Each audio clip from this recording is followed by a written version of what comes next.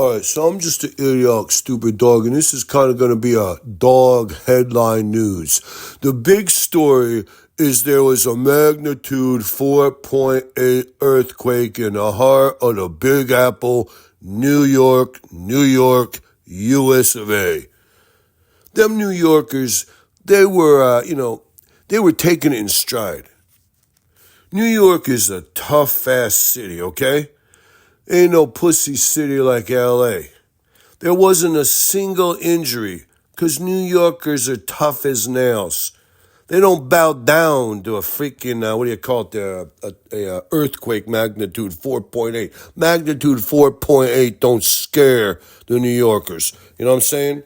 But I'm a stupid dog, and I wanted to share some of the more, New York-esque or New York-centric reactions that I seen on the computer there on X, formerly known as Twitter. Some of these reactions really encapsulate what being a New Yorker is all about. So Robbie Slowick, he says he's yelling, "Hey, I'm walking here," at a tectonic plate. It was a joke. He says, I'm yelling at a tectonic plate over here. I'm walking over here, And then Dylan Hornick, Dylan Hornick, Robbie Slowick, these guys sound a little bit more Canadian. Maybe they were visiting. I don't know. They sound a little more Canadian than New Yorkers, but whatever. Dylan Hornick says, the Mets win one game and the damn rapture happens in New York City. That's kind of funny, you know what I'm saying? Another guy said, hey, if that earthquake wants some beef, it knows right where to come. Queens Astoria, home on the all-night pizzerias.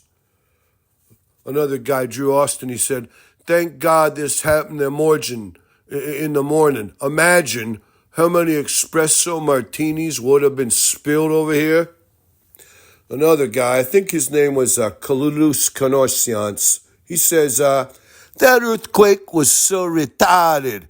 It didn't hurt anybody. That was such a retarded earthquake, he says on X, formerly known as Twitter. It couldn't even hurt nobody. Then Eric Schwartaw.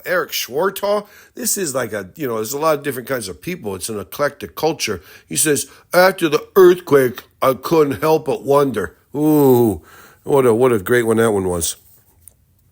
Another guy said, I think this guy's name was Tony Baloney. He said, that earthquake should be nice, so maybe things might not turn out so good for it. That it was a kind of a threatening thing.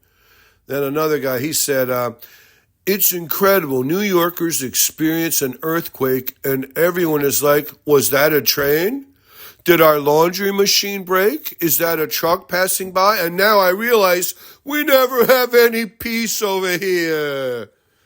It's kind of funny.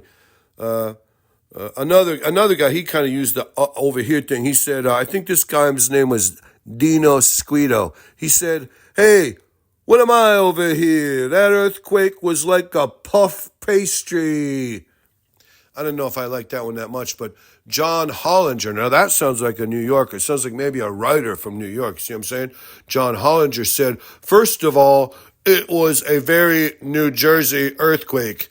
Bad enough they tried to claim the Giants. I don't even know what that meant. Maybe the epicenter was over there in New Jersey. One last guy I'm going to highlight here. His name was Fallon Canalan. He said, earthquake my ass. Get a real earthquake next time, why don't you? So anyways, these New Yorkers, they don't worry about no damn earthquakes. I mean, if 10,000 people wouldn't have died, it wouldn't have stopped a single thing. They would have still kept watching the NIT replay where Seton Hall beat Indiana State. They wouldn't have took a break. They might have stepped out in the street. They'd be like, hey, bring the tap out here. Get the waitress out here. I want some french fries and some beer. They'd be staring in the street till the earthquake was over. They were sure their bar wouldn't collapse. They would walk back into the bar. I don't know. I'm a stupid dog. I don't know anything anyways.